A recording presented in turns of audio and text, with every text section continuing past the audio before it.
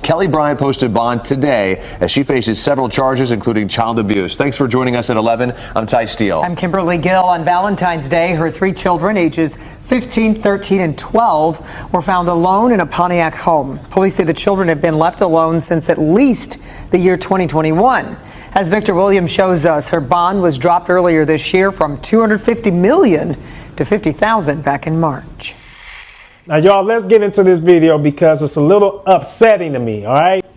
Remember the Pontiac lady that went to jail? She left her kids in the house for about 3 to 4 years straight. She got found out like in February around Valentine's Day, something like that. Well, you guys, she is out right now. She's out of jail. She had 3 kids living in inhumane conditions, and they let this monster out, you guys. They let her back out on the streets because she was able to post bond. Now, initially, her bond was $250 million, I believe.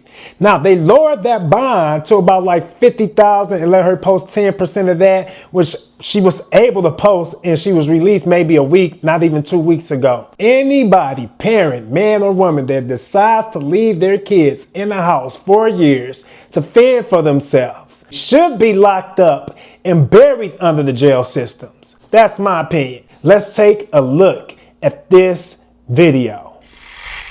Yeah, we knew this was potentially coming with such a dramatic bond reduction.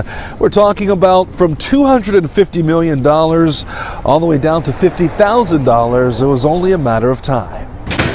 Kelli Bryant walking out of the Oakland County Jail, finally free after spending over 100 days behind bars for allegedly leaving her 15, 13, and 12-year-old kids at home for years in the worst of conditions. Oakland County Prosecutor Karen McDonald talking about the severity of the situation when Bryant was first charged. The children were afraid to come out of their hiding places and to speak with the police. Police had to repeatedly advise the children that they were there to help and they were safe. The children's bodies and clothing were covered in feces, and the girls had difficulty physically walking outside of the residence. Per the conditions of her bond, she's not supposed to have any contact with the victims of the case. That's including physical contact or anything digital. Absolutely no contact with the kids or anyone under the age of 18. No returning to the address where the children were left or where they currently are living with family. Now, if any of these conditions are violated, then Bryant can be taken into custody, and that's without a warrant.